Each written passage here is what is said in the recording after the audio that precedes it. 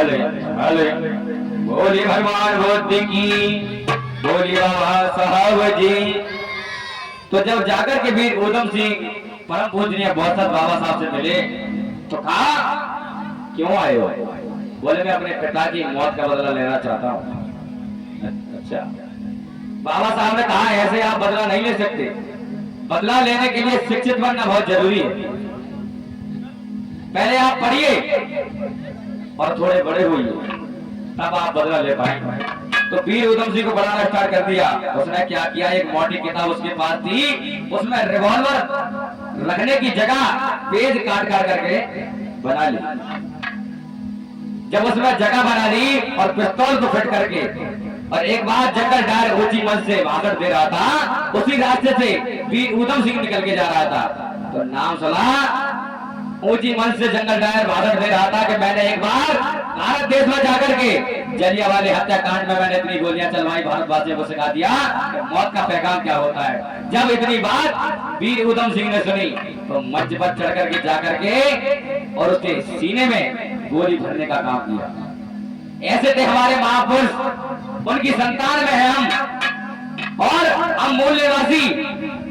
मगर सही बात तो ये है, हम अपने बाप को बाप कहने में हमें आनंद ही नहीं आता है, दूसरे के बाप से बाप कहने में बहुत ही आनंद आता है। मगर मेरे भाइयों, हमारे महापुरुष जो हमें हमेशा हक अधिकार दिलाने के लिए लड़ते रहे, संघर्ष करते रहे और उन्होंने अपना जीवन नहीं समझा। इसलिए आइएगा मैं सर्वप्रथम 2 लाइन पन्ना की तथागत बुद्ध के चरणों में लेकर के चलूंगा और उसके पश्चात आप लोग आगे की कड़ी में सुनते रहेंगे।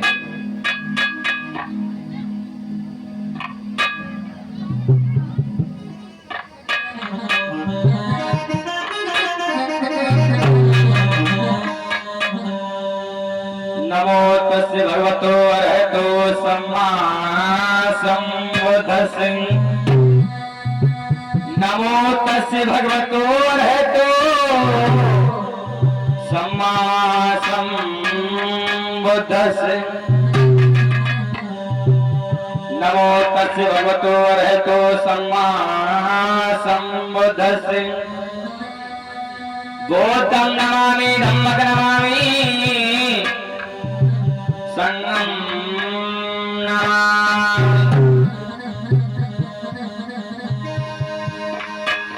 तो नमो नमो मेरे गाय और नमो नमो जय भीम। तुमने दुखी समाज की तो गहरी गाड़ी,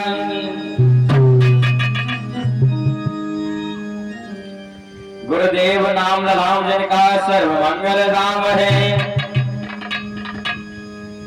गुरुदेव जी के चरणों में मेरा बारंबार प्रणाम है। कभी सर्दी कभी गर्मी, कभी सर्दी कभी गर्मी, ये प्राकृतिक नजारे हैं, प्यासे वो भी रह जाते हैं जो दरिया के किनारे। मेरे भाई हो, आप मेरे धर्मप्रेमी हो। जैसे कि आज इस ग्राम भाद्रपुर में पहली बार ये बौद्ध भीम गाथा का आयोजन हुआ है, बल्कि हमारे समाज में जन्मे परम पूजनीय बौसत बाबा साहब, हमारे समाज में जन्मे संत गुरु रविदास, तेरी आंदोलन सिंह यादव, अशोक सम्राट बैद्रथ मौर्य, दादा चंद्रगुप्त मौर्य, परम पूजनीय बौसत बाबा साहब, इनके बारे में हम नहीं जानते। मगर अभी पूछ लिया जाए कि राम की अम्मा का नाम क्या होता है, ये उन्होंने बता दें। मगर अभी पूछ लिया जाए कि परम पूजनीय बौसत बाबा साहब के पास डिग्री कौन थी, कितनी थी, ये भी नहीं पता होगा। आजकल किसी भाई के पास 2 डिग्री हो जाए, सही से जमीन पर चलना नहीं जानता है, मगर 32 डिग्री और 9 भाषाओं का ज्ञान हमारे परम पूजनीय बौसत बाबा साहब को था। फिर भी हमें हक अधिकार दिलाने में उन्होंने अपना पूरा जीवन संघर्ष में लगा दिया मेरे भाइयों। इसलिए जानो, जिसका एहसान हमारे ऊपर होता है, मैं उसका एहसान नहीं बोलना चाहिए। इसलिए कहा, आग लगी एक वृक्ष में और जल गए सारे पाते, और तुम पंछी क्यों ना उड़े, सो पंख तुम्हारे पास। मेरे भाइयों, एक बार एक बहुत ही घना जंगल था, उसमें बहुत ही तेजी से आग लग रही थी। उसी में एक पेड़ था, वो भी जल रहा था, उस पर दो पक्षी बैठे थे, वो भी उसके साथ जले जा रहे थे। तो किसी रास्ता चलने वाले फकीर ने पूछा, अरे पक्षियों, तुम्हारे पास तो पंख हैं, फिर भी आप उड़ क्यों नहीं रहे हो? अरे आपके पास तो सही सलामत हो आप दोनों, आपके पास पंख हैं, अरे आप तो उड़ जाओ, इसके साथ क्यों लड़ रहे हो? तो पक्षियों ने कितना सुंदर जवाब दिया मेरे भैया, कि फल खाए इस वृक्ष के और कंडे कीने पाते, और धर्म हमारा है यही, चले इसी के साथ। पक्षियों ने कहा कि ये वृक्ष जब सही था, इसके ऊपर कोई कष्ट नहीं था मेरे भैया, तो हम इसकी छांव में बैठे, इसके मीठे मीठे फलों को हमने खाया, इसके पत्तों को गंदा किया, और आज इस वृक्ष के ऊपर कष्ट है, तो हम इसको छोड़ करके चला जाए, ये हमारा धर्म नहीं है, हम इसी के साथ जल करके मर जाए, ये हमारा धर्म है। मान लो वो पक्षी कहना चाहते हैं कि परम पूजनीय बौसत बाबा साहब ने तुम्हें हक अधिकार दिया है, तुम्हारे ऊपर उनका एहसान है, और इतना एहसान है, अगर हम लोग अपनी चमड़ी का जूता बना करके परम पूजनीय बौसत बाबा साहब के पैरों में पहना दें, फिर भी उनका एहसान हम कभी नहीं चुका सकते, क्योंकि हमें पानी पीने का अधिकार नहीं था। वो लोग मार तालाब पर सूत्रों को मार करके भगा दिया कि पानी पीने का अधिकार नहीं है, तो पानी पीने का अधिकार किसने दिलाया? परम पूजनीय बौसत बाबा साहब ने। नारियों को 6 इंची कपड़ा बांधने का, अपने स्तनों को ढकने का हक अधिकार किसने दिलाया? माननीय टीपू सुल्तान ने। मगर उनका कोई एहसान ही नहीं, जो दिया है न राम ने दिया, भगवान ने दिया। मगर मैं सत्य बता दूं, भगवान नाम की चीज ये बीके निर्मल कभी नहीं मानता है, न कभी मानेगा, न कभी भगवान था और न कभी होगा। ये बात मैं दावे के साथ कह सकता हूँ। भगवान शब्द 4 शब्दों को मिलाकर के बना। भगवान भावा ने होती है ये भूमि, वावा ने होती है वायु, गामा ने होता है गगन, नामा ने माने नीर। मतलब जो आदमी जिसको समान समझता है वही भगवान है। भगवान कभी जातिवादी नहीं मानता, न जातिवादी कभी किसी को मानी, क्योंकि आप लोग जमीन पर रह रहे हैं, अभी यहाँ पर आप बैठे हैं, कोई ऊंची जाति वाला बैठ जाए वो भी बैठ सकता है। जमीन ये नहीं कहेगी कि भैया तू छोटा है, नीची जाति वाला उठ करके दूर बैठ जा, मैं तुझे नहीं बैठा दूंगा। सबको समान समझती है जमीन।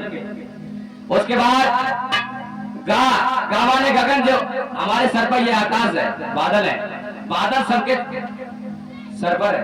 ये नहीं है किसी को छोटी जाति का हो तो छोड़ दिया उसको, उसके ऊपर है ही नहीं, सबको बराबर समझता है। फिर आता है वायु। वायु कहते हैं हवा के लिए। हवा सबको समान लगती है और अभी लग रही होगी।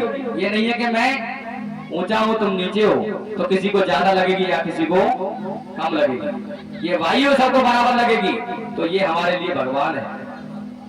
ना माने नीर, जिसे हम जल कहते हैं, पानी कहते हैं, पानी कोई भी पी सकता है, सबको बराबर हक अधिकार है। इसलिए पानी भी हमारे लिए एक भगवान है, और पानी के बिना तो कोई जीवन है ही नहीं। इसलिए आइएगा 2 लाइन लेकर के चलेंगे भगवान भगत बुद्ध के चरणों में, उसके बाद आप लोग सुनते रहेंगे।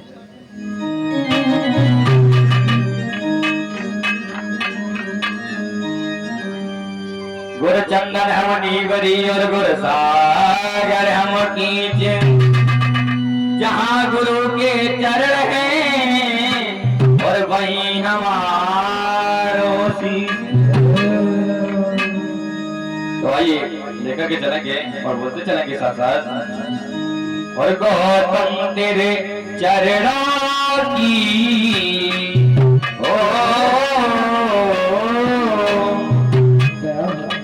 गौतम तेरे चरणों की दूल जो मिल जाए गौतम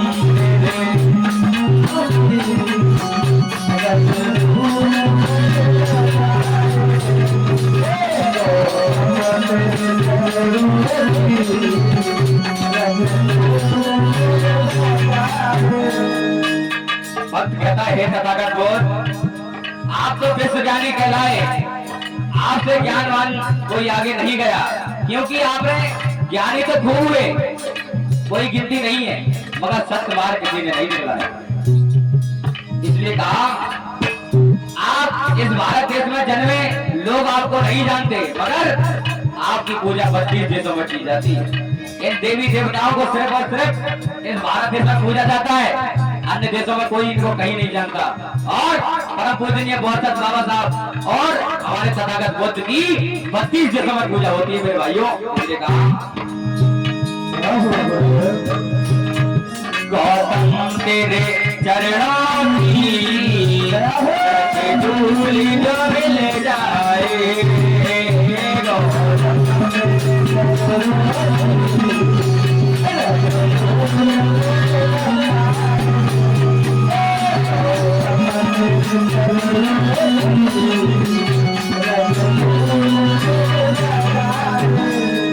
और कहा गौतम तेरे चरणों की रज धूल जो मिल जाए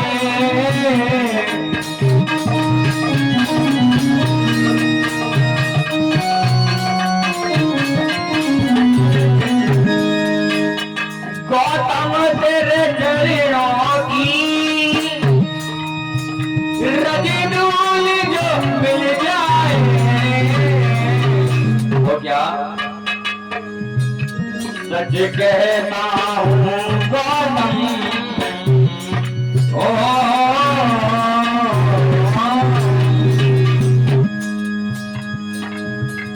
सच कहता हूँ बुद्ध जी तकदीर बदल जाए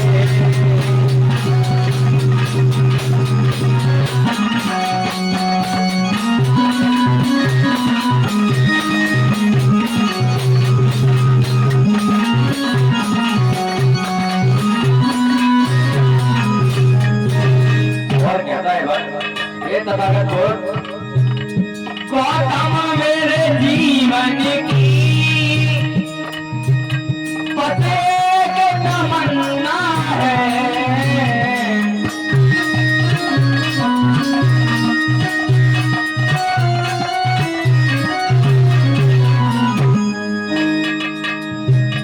गौतम मेरे जीवन की पते के तमन्ना है तुम सामने हो मेरे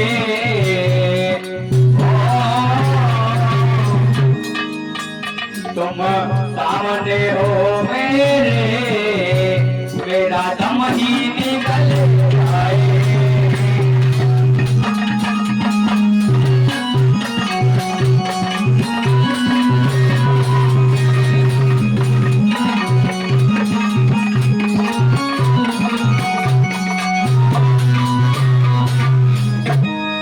और दूसरी लाना में कहता है ये तथागत बोध, नदियों से गिरा नाना चाहे लाख सजा देना